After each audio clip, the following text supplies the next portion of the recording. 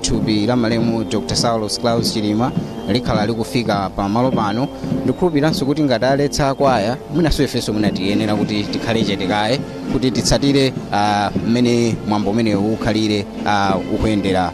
Tikhalanso tikufotokozera ndi zambiri posachedwapo.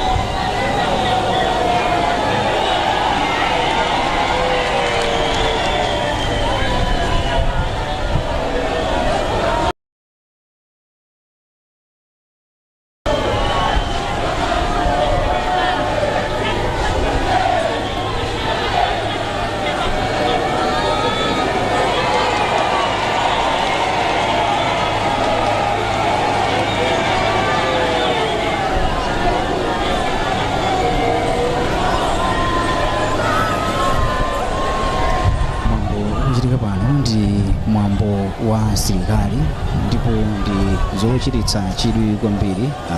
Asilikali amene ndithu afika pakadali pano anaguba kuchokera komwe kumene thupi la malemu Dr. Saulos Claus Chilima linali kumene ndi kunyumba kwawo kuno kunsipe. Kuchoka kumeneku kuzafika ndithu mpaka na pa malo pano. Ndi kaulendo kochepa kwambiri, si ulendo wautali ayi, kuchokera pamene pali nyumba ya malemu Dr. Saulos Claus Chilima kunoko kuzafika pa malo ano pamene ndi pa Nsipe Catholic Parish, komanso pamene pali primary school. Ndiye asilikali amenewa ayenda kuchoka ndithu kumeneko moguba ndi kuzafika pa malo pano. Ndipo pakadali pano chimene chikuchitika nchakuti thupi la malemu Dr. Saulos Claus Chilima likhala likutsika mu galimoto yapadera imene ndithu inatenga thupi limeneli kudzafika pa malo amene akonza kuti likhalepo kenako mwambo wonse ukhale ndithu kuyamba pa malo pano. Ndi mwambo wochititsa chidwi komanso omvetsa chisoni. Makamaka anthu ambiri kuno chifukwa choti thupi linabwera usiku analibe mpata woti akhale ni mpata woona thupi limeneli komanso mwina kuona mmene thupi limafika panopa kapena kuti kuno kunsipe. Ndi lerolo chifukwa chakuti ndi masana likupita ndithu kuti anthu ambiri mamawa anthu ambiri kuno kunsipe akhala ndi mwayi woona komanso kutsimikiza kuti Dr. Saulos Claus Chilima atisiyadi, chifukwa anthu ambiri amene ndithu kuti nkhani imene ndiyoona, koma tikukhulupirira kuti imene aona thupili ndi pamene ambiri ali ndi chisoni, ambiri malemu Dr. Saulos Claus Chilima kunoko anthu ambiri ndithu amacheza nawo bwino, ndi munthu amene ndithu amawathandiza mu njira zosiyanasiyana, ndi anthu ambiri ali ndi chisoni kwambiri kuno, ndipo n'chifukwa chakenso kuyenda kwake kuchoka ku nyumbako kudzafika kuno ulendo wake wakhala wapang'ono-pang'ono kwambiri, chifukwa chakuti munali anthu ochuluka mphepete mwa msewumu kuti angoona kokha komanso atsimikize kuti Dr. Saulos Claus Chilima atisiyadi. Ndiye mphepetemu munali akhristu apano pansipe parish otsatira chipani cha UTM komanso anthu osiyanasiyana onsewo nali ndithu kukuta galimoto imene inatenga thupi limeneli, chifukwa chake ulendo wake wakhala ndithu wapang'ono-pang'ono kwambiri kuti thupi limeneli litenge nthawi chonchi kuti lidzafike pano. Koma panopa tsopano galimoto ija ikuchoka pamalo pano pamene asilikali tsopano akhale akutenga thupi la malemu Dr. Saulos Claus Chilima kuti alike pa malo apadera amene akonza kuti thupi limeneli alikepo, kenako mwambo onse ukhala kuyamba pamalo pano.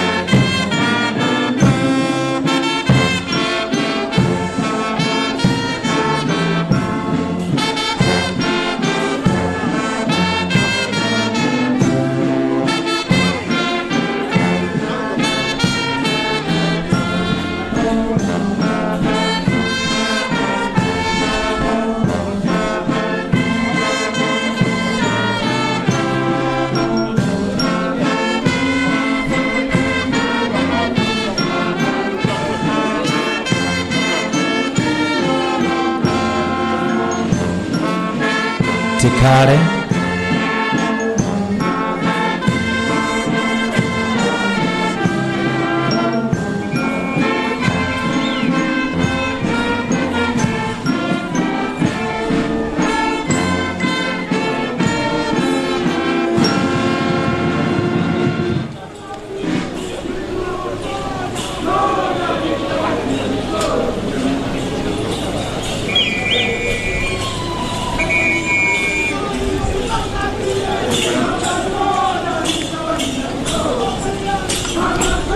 Your Excellency Dr. Lazarus Makate Chakwera, President of the Republic of Malawi and Commander-in-Chief of the Malawi Defense Force, Your Excellency Madam Monica Chakwera, First Lady of the Republic of Malawi,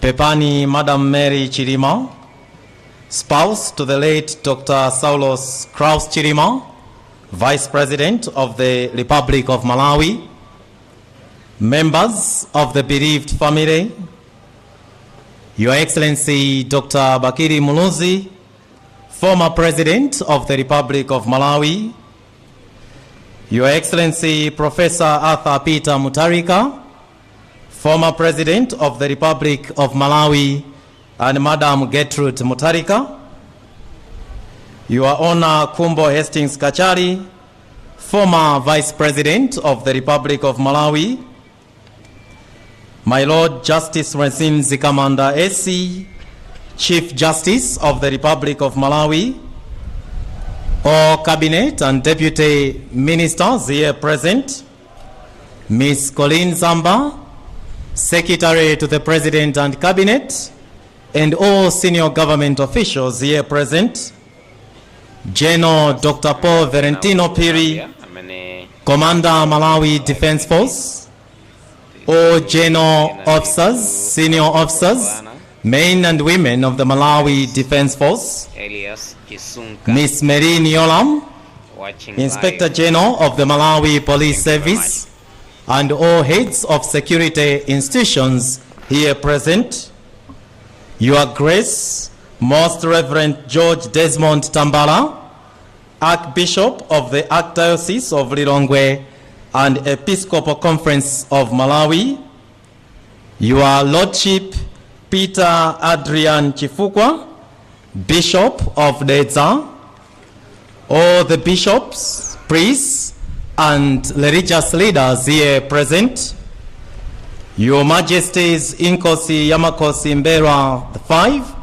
and Ngwenyama Inkosi Yamakosi Goman V, and Paramount Chiefs Kawinga, Kaduya, Kiungu, and Chikulamaembe, Honorable Dr. Albert Mbawala, Member of Parliament for Ntcheu Central, and all the members of Parliament here present, Traditional Authority Kwataine, and all traditional leaders here present, distinguished ladies and gentlemen.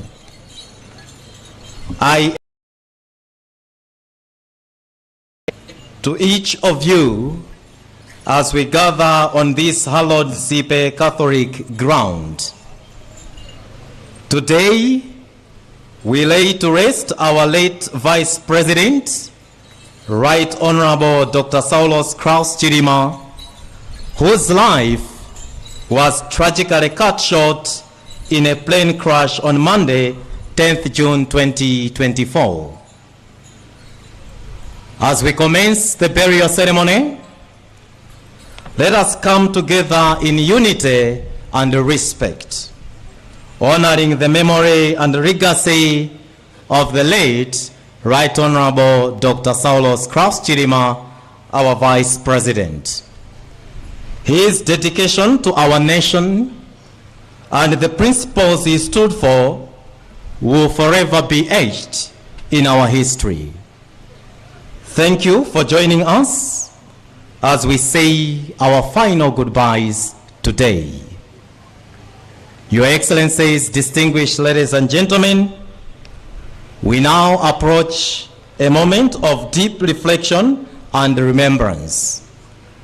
It is time for us to hear from those who knew our late Vice President, Right Honorable Dr. Saulos Kraus Chilima, intimately. These are the family members and the traditional leaders. I am honored to invite first Dr. Ben Chilima to come forward and share his eulogy. Dr. Ben Chilima.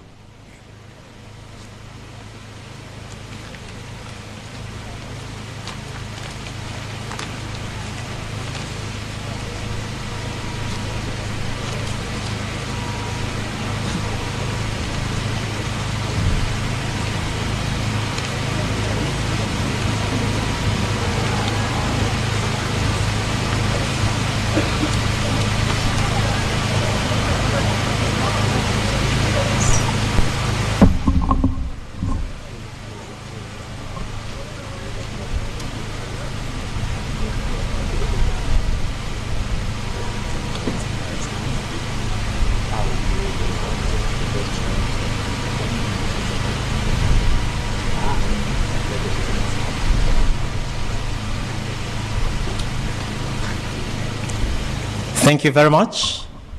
Malomwa Dr. Ben Chilima, Mondilore Nditane Mai Elizabeth Nkandawire Mwanga, amene wanda amene ayankule kuimira akubanja pepani.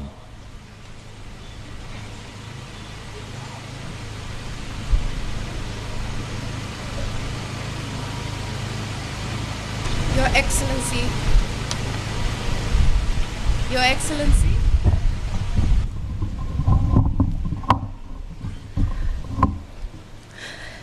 Your Excellency, Dr. Lazarus McCarthy Chakwera, the President of the Republic of Malawi, Her Excellency Madam Monica Chakwera, the First Lady of the Republic of Malawi, and all protocols observed.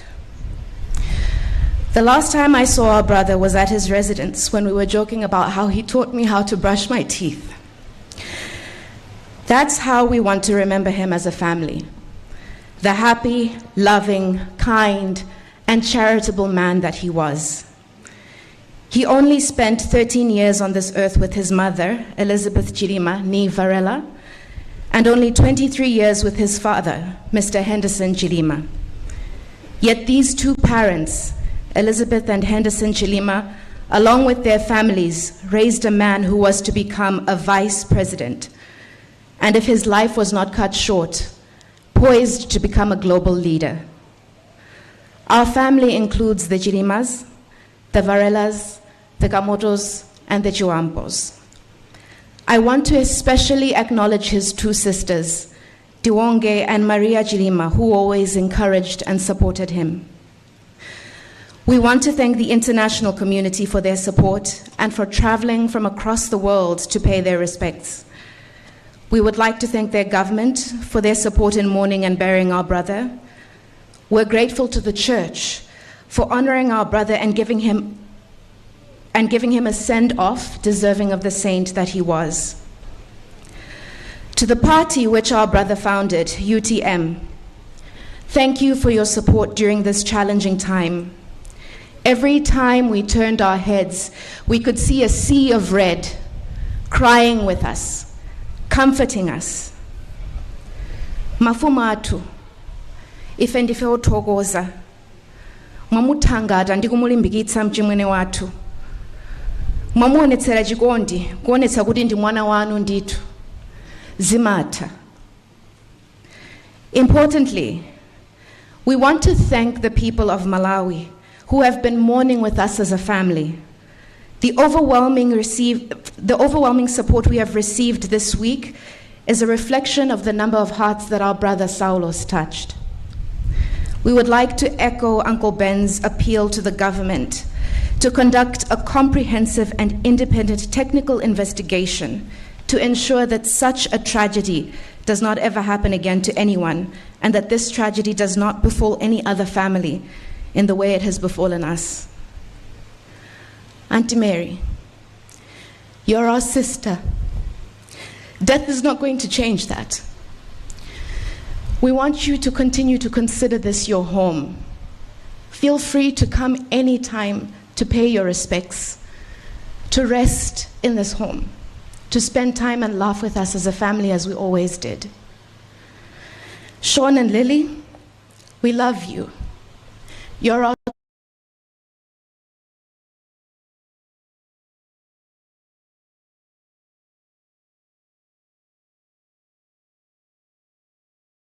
children, and we will continue to love and support you as you walk your life's journey and to rise to the success that your father knew you could achieve. We remember and share the pain with those who also lost their loved ones in the plane crash.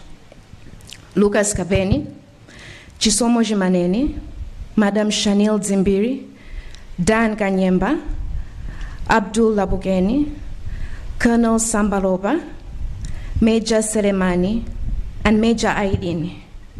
May their souls rest in peace.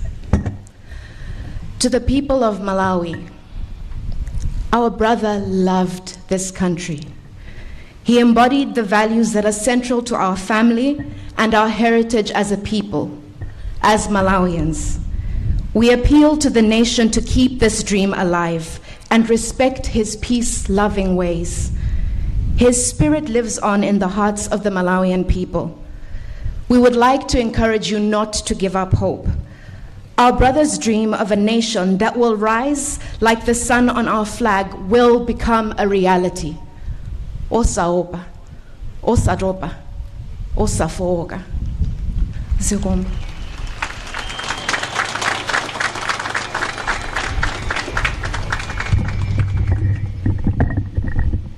Zikomo kwambiri Mai Elizabeth Nkandawire Mwanga. Tinapasidwa ndondomeko ya anthu amene atilankhule kuchoka kubanja. Ndisanapitirize ndimafuna ndipange confirm kuchokera kuchikazi. Tinapasidwa ochokera ku banja la Chiwambo komanso kuchokera kwa Kamoto. Ndiye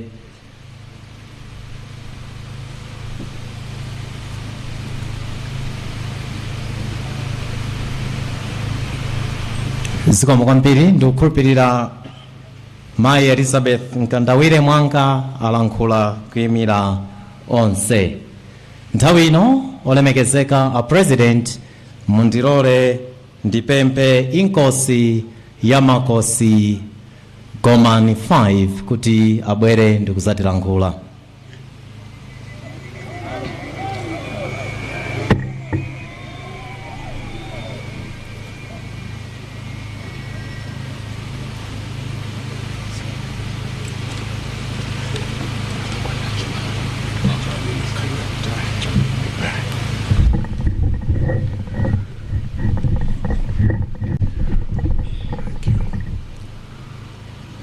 Pepani, Bwana President, Pepani, Mama Monica, Pepani, asogoleri atu opuma, Mama President onse opuma, Pepani, inkosi ya makosi Gomani, Pepani, inkosi ya makosi Mberwa, Pepani Malawi, Pepani Malawi. Ine ndikuyankhula malo Mwampanga, Odoi Chiwambo, bambo wache wa Mary, amene mnyumba mwathu ndi wa namba 6 mbanja lathu. Zabwino zonse zayankhulidwa. Ine choti ndiyankhule cheni kwanga ndikuthokoza. Kuthokoza Malawi, kuthokoza president, kuthokoza mbumba yonse. Ulemu kwa yena onse oyenera kutalandire ulemu wao. Ife a vice president, sanali a vice president. Kwa ife anali Saulos. Chifukwa cha mtima wache wabwino, wokonda abale ache, wokonda kuthandiza. ndiye kuchoka kwa Saulos ife tapwetekeka kwambiri. Nyengo ngati iyi ndikanatha kuti ndiyankhule zambiri, koma tili osweka. Kwa achibale athu kuchokera kumbumba ya Valera, mbumba yonse ya Achilima, mbumba yonse ya Chivambo,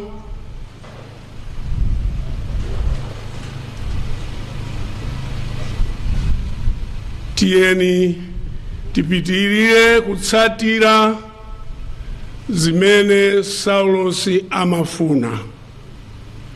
Saulos anali mwana wokonda dziko lace. Saulos amene wakhala chitsanzo chachikulu kwa anyamata. Saulos anali mwana wodzichepesa. Zimene watisiyira Saulos, above all, mtima wodzichepesa. Saulos anali mwana wofuna mtendere, ndipo pempho langa m'malo mwa mbumba yonse imene ndapereka ulemu, tiyeni tipitirize zimene Saulos amafuna, zozifunira zabwino za dziko lino. Ndikanatha kuyankhula zambiri, koma tiyeni tizisiye pomwepo. Ine ndikuyankhula ngati kholo. Pepani, pepani.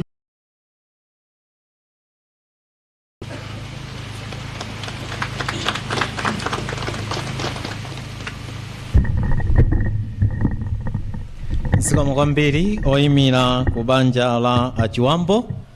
Nthawi ino ndipemphe Mai Rose Kamoto amene kusatira Mai Rose Kamoto amene asirize kuchokera ku banja ndi Dr. Ben Chirima.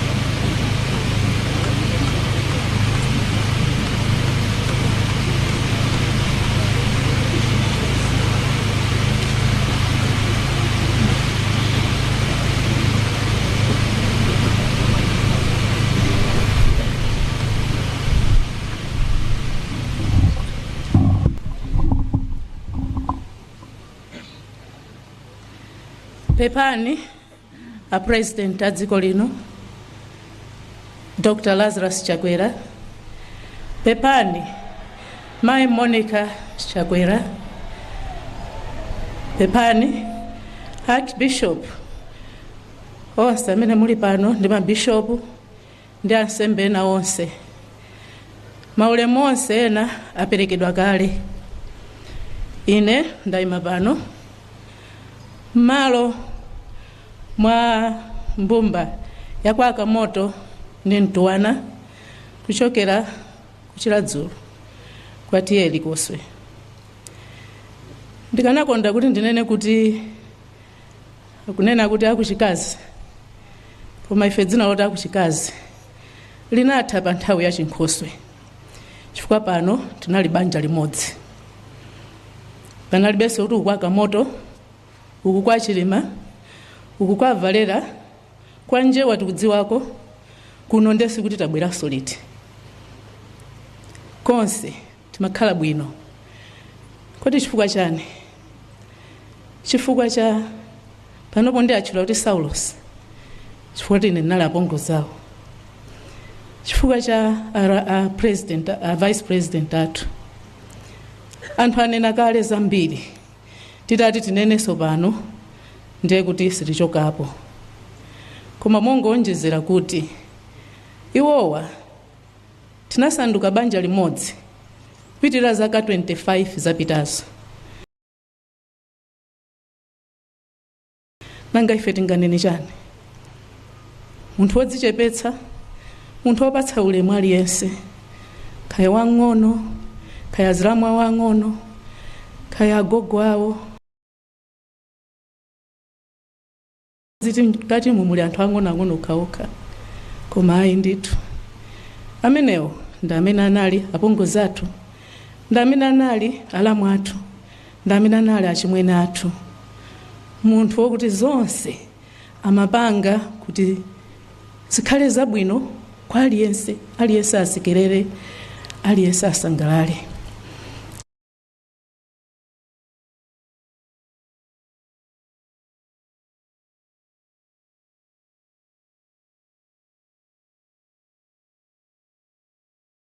Ndiye ife kwathu ndikuthokoza, choyamba tikuthokoza president ndi boma lonse.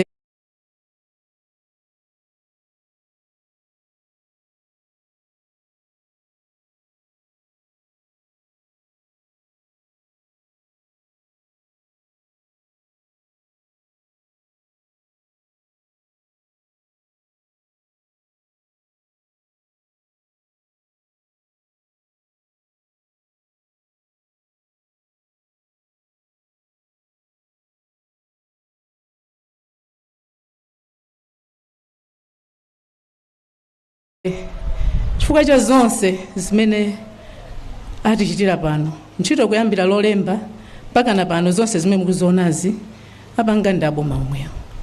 Chachiwiri ndithokoze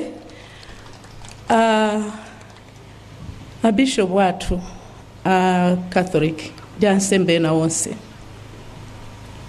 Ndikukhulupirira kuti sindinamvepo kuti munthu akamwalira kumachitidwa misa katatu pa tsiku mosaphonyetsa kupyola 1 week sizinachitikepo. Ndi zimenezo mphatso ya moyo ya mwana wathu Mary, ifetu Mary akanapanda kubadwa sitikanakhala tikuwadziwa vice president, sitikanakhala banja limodzi. Choncho chilichonse chimene chingachitike tikumbukire kuti ulemu wopitirira wonse upite kwa Mulungu. Pachifukwa ichi tikupepesanso abale athu ena onse amene anakhuzidwa ndi ngozi, mabanja 8 tanenaja, tipitirira kukupemphererani. Chifukwa tonse tidzakumbukira kuti Mulungu pa Golgota pamene mwana wake ankakhomedwa pa mtanda. Chomalizira ndifuna ndipereke tribute kwa vice president amene lero tikuti ndi amalemu. Anali munthu wokonda banja lake kwambiri, sindingathe kulongosola ndi mawu, koma anali munthu wokonda banja lake. Ngati alipo amene mabanja awo akuvuta, akufuna kuti aphunzire kuti akhoza kukonza banja mabanja awo, ndithu aphunzire mwa vice president ndi akazi awo ali apa. Palibe tsiku ngakhale limodzi tinamva kuti Mary akuti wamenyedwa kapena ulo kumpatsa ndi chimenecho. The tribute imene mafuna kuti ndipereke kwa vice president. My Rose Kamoto nthawi ino ndipemphe Dr. Ben Chilima kuti nawo alankhule pepani.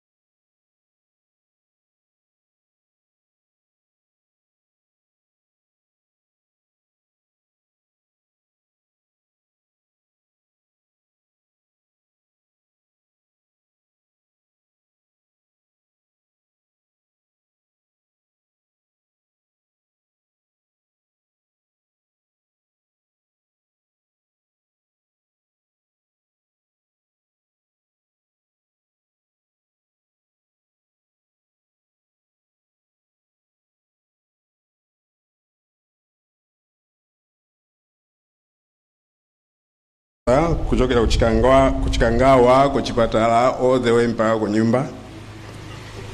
Leo lino tufuna kuthokozabe kupitirirabe kuthokoza. Ndipo apa ndikuonanso ma former presidents amene atijoyina lero. We really thank you very much for your support here. And I'll finalize my small notes by saying thank you. Ndaonanso mafumu achilukaso ambiri amene abwera kuno ambiri.